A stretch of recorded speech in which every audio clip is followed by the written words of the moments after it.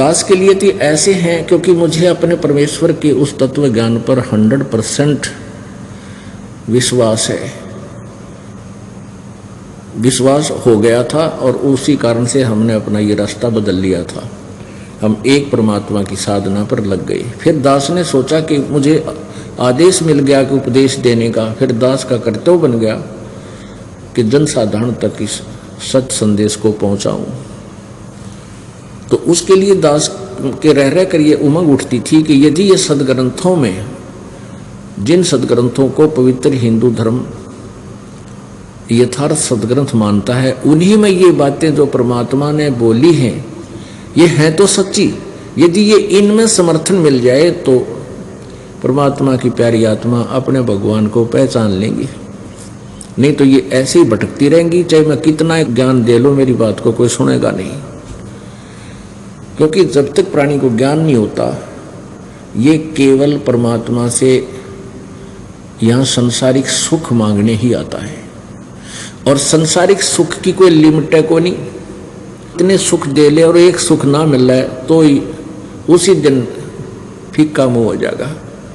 और ये ज्ञान साथ है तो फिर परमात्मा के उस पुण्य आत्मा का जो मनोबल है वो टूटता नहीं। पहले पहले हमारे साथ क्या होता था, जैसे ये सदग्रंथों का ज्ञान देखा नहीं था, परमात्मा के ज्ञान के आधार से ज्ञान दिया करते थे। तो किसी आते थे भक्तजन दुखी सुखी, उनको आते ही नाम दिया जाता था, कहा जाता था भक्ति करो आपको राहत मिलेगा। उनको राहत मिल जाती थी।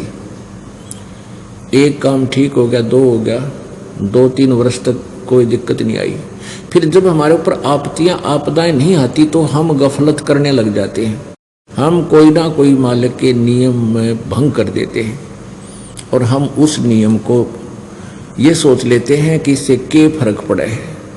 फिर उनको कोई हानि हो जाती है छोटी मोटी। जैसे पहले उस भक्त को बहुत लाभ होता था, उसकी पत्नी बहुत बीमार थी, कति मृत्यु शैया पर पड़ी थी और अंतिम सांस गिने थी। ये सोच रहे थे भी ये मरेगी, कद मरेगी, और छोटे छोटे बालक थे। परमात्मा की रजा से वो ठीक होगी, नाम लिया और कति स्वस्थ होगी। और भी कई ऐसी आपदाएं थी जो मालिक ने तुरंत सुन ली। 3 साल के बाद क्या हुआ, वो सोच रहा था भैंस नए दूध है और ये 6 महीने हो गए इसको, अब 2-3 महीना में या ब्याह होगी, 3-4 महीना में दूध हो जाएगा। वह भैंस खाली निकलेगी। वह भैंस गर्भवती नहीं पाई। तो हम फिर सत्संग करने गए उसी गांव में। वो ना आया सत्संग में। हमको पहले 10-20 आदमी भगत होया करते गांव में, हम पूछ लेते भी वो क्यों नहीं आया। तो उन्होंने बताया, से पूछा भाई गुरुजी याद करें थे, हम 3 दिन रट्टा करते, आप आए को नहीं। पहले तेने बोला मुझे काम सा हो गया था। अरे गुरुजी काम मारे कि रोज आओ भाई, इतना आना चाहिए, भक्तों ने कहा। वो आ गया जी लास्ट वाले दिन, भोग लावा थे उस दिन।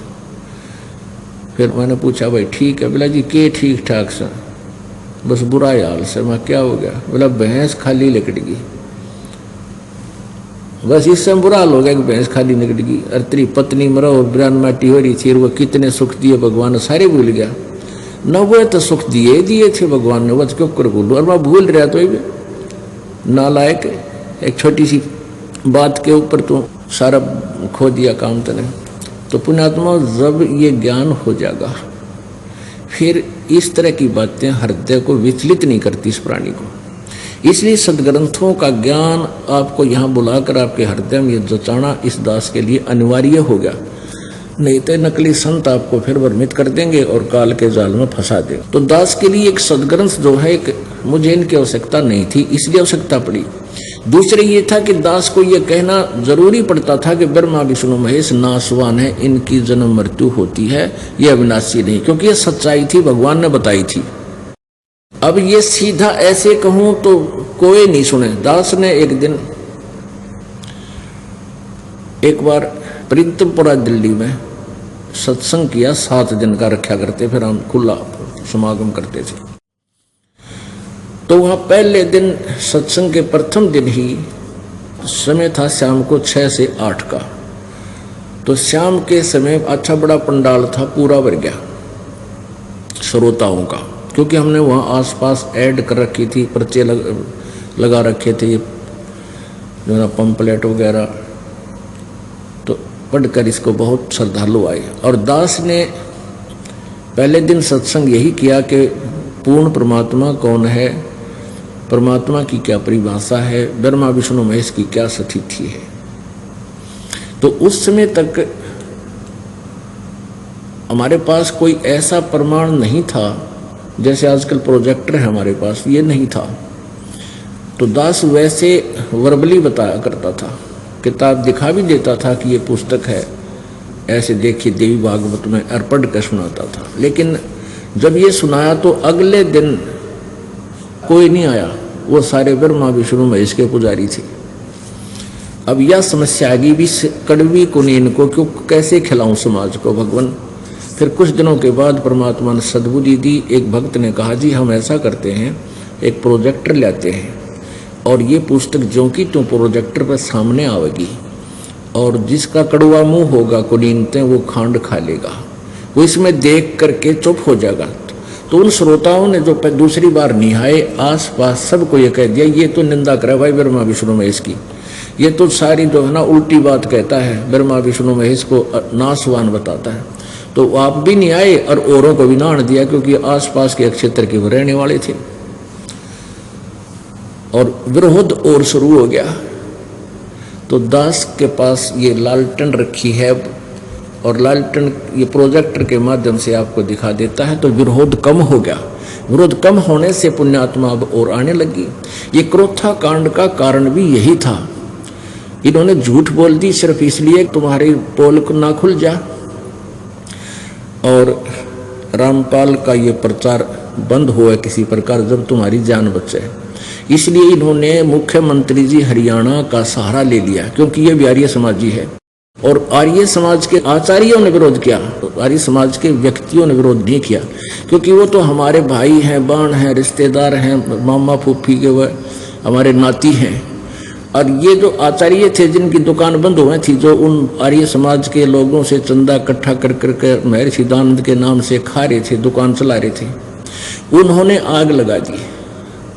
ये तो बताई को ना कि सत्यार्थ प्रकाश में जो लिखा है संत बता रहा है वो सही है, उसके विपरीत ये ऐसे हैं, ये आचार्य को हो, न चाहे गुरु को हो, ऋषि को हो, ब्राह्मण को हो, जो वेद ज्ञानहीन है, इन्होंने किसी जनता से कुछ लेना देना नहीं। इनको किसी जनता के उद्धार से, कल्याण से कोई लेना देना नहीं, अपने पेट पोषण तक सीमित है। यदि ये दुष्ट आत्मा जनता के हितैषी होते तो इतनी झूठ नहीं बोलते। मुख्यमंत्री जी को भ्रमित कर दिया, वहाँ ऐसा गंदा काम होता है, सतलोक आश्रम क्रोथा में ऐसा जुल्म होता है, फलाना करते, न्यू ना बताई कि तुम्हारी पोल खोल दी उसने। तो ये सारा कारण यही बन गया कि उन दुष्ट आत्माओं ने इस सच्चाई को दबाने के लिए ये कितना घिनौना कर्म कर दिया। हजारों लोग आया करते थे वहाँ पर, आसपास के क्षेत्र में बुराई छूट रही थी, लाखों लोगों ने बीड़ी, शराब, मांस, तम्बाकू कति छोड़ दिया था और उनको लाभ हो रहा था। जिसके पास साइकिल नहीं था और आज वो कारों में चल रहे इस परमात्मा की द्वारा दिए गए अपने कोटे से सुख को। तो ये यही कारण था कि हम उस समय तक हमारे पास ये प्रोजेक्टर विधि नहीं थी और हम नहीं समझा सके थे, जनसाधारण तक कम पहुंचा था ये ज्ञान। तो अब इस दास ने उसके बाद क्या किया है कि बहुत ये पुस्तकें बनवा करके करोड़ों की संख्या में पुस्तक समाज में हमारे सेवकों ने फ्री सेवा करके वितरित कर दी है। वो 30-40 रुपए में हमें पड़ती है, हम उसको केवल 10 रुपए में देते हैं, ताकि रुपए इसलिए 10 लेते हैं कि कोई वैसे देंगे तो किताब गिर देगा ठाकर रास्ते में, और 10 रुपये खर्चेगा तो वो भी पड़ेगा और साथ में परिवार भी पड़ेगा, और उसका परिणाम बहुत अच्छा निकल रहा है। तो यही कारण था कि ये विरोध बढ़ता चला जाता था।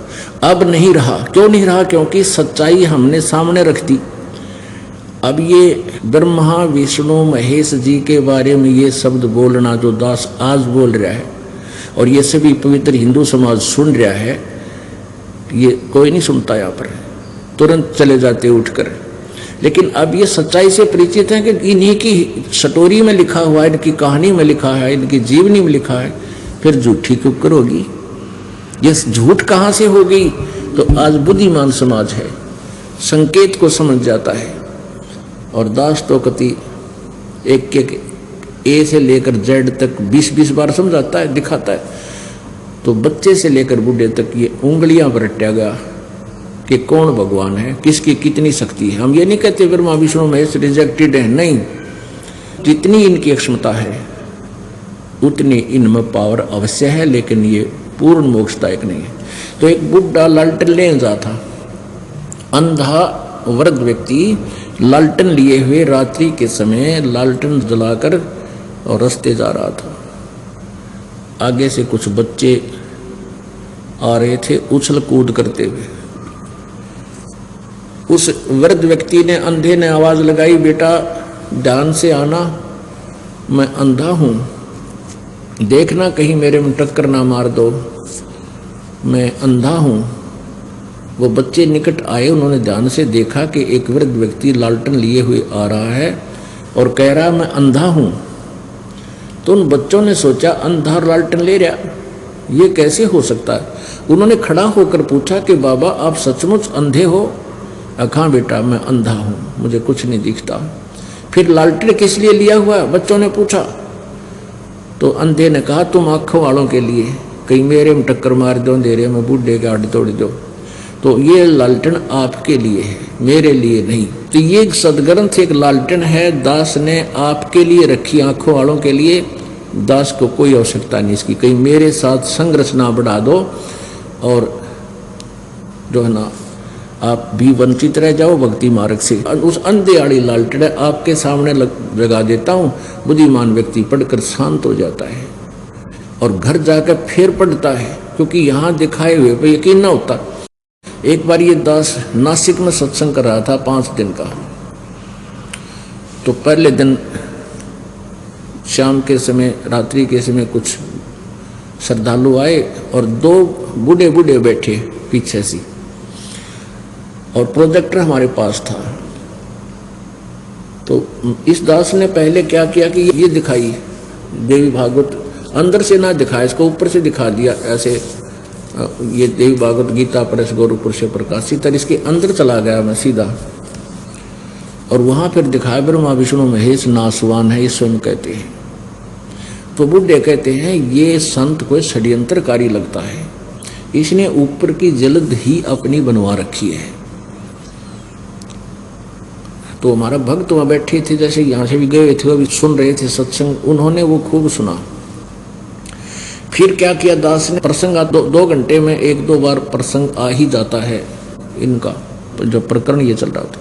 तो दास ने फिर दोबारा यही दिखाई देवी भागवत, और अंदर से भी दिखाई, ये कहाँ से छपी है, इसका अनुवादक संपादक कौन है। तो उन्होंने ध्यान से देखा, अक भाई ये तो है तो गीता पर पुरुष से दिक्कत ठीक है यार, हम अपने घर में जाकर देखेंगे। नोट कर लिया उन्होंने, वो 3रा सिकंदर फलाना पृष्ठ नोट कर लिए दोनों बुढ़िया ने। फिर वो घर जाकर देखी उन्हें। अगले दिन फिर आए, वो सत्संग सुन रहे थे, फिर आपस में चर्चा कर रहे थे। तो उन्होंने कहा भाई बात तो सारी सच्ची लिखी रे, हमारी तो आँख फूट रही थी, हम रोज पढ़ा करते, हमने कद देना, हम नहीं पकड़ पाए इस बात को, और यह तो कति सत्य लिखा। और बेरा नहीं, पुराने रंग में हम इतने रंगे गए, आँखें देख भी कभी ना दसदी ब्रह्मा विष्णु महेश नासवान होंगे, क्योंकि वह झूठ घनी बार सुन रहा, आखिर वह सच्ची प्रतीत होगी हृदय, उसका ये कारण था। फिर वो कहते हैं भाई बुढ़ी बनगी मारी गया था।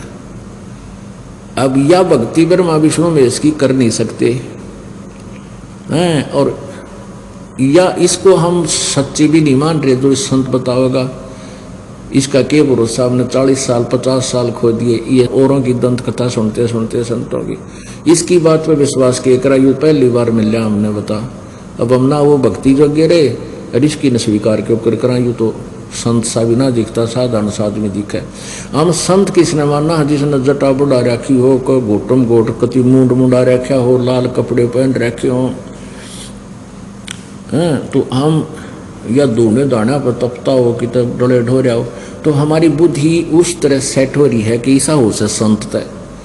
अरे संत तो भक्ति से और ज्ञान से होता है। ये ऊपर ले और आडंबर ने किसे पहन लो, चाहे कैसे कपड़े पहन लो, तो वस्तु अंदर इस शरीर में कमाई बनती है। तो इस काल भगवान ने बहुत ज़्यादा अड़ंगा अड़ा रखा है, और इस सारे मैल को हटाना पूरे मानव समाज के हृदय से बहुत ही कठिन कार्य है। लेकिन अब ये सुलभ होगा, क्योंकि परमात्मा की शक्ति साथ है और सभी परमात्मा के बच्चे हैं, और सभी को भगवान की चाह है। सभी 2 नंबर के काम करके थक लिए, छक लिए, वो धनी नहीं हो सके, दूने दुखी हो रहे हैं। और परमात्मा आपको माया भी देगा, लेकिन ऐसी देगा जो आपको नुकसान ना करे, आपके काम भी सारेगा, आपको शांति भी देगा, आपके दुखों का निवारण भी करेगा, और आपको मोक्ष भी देगा।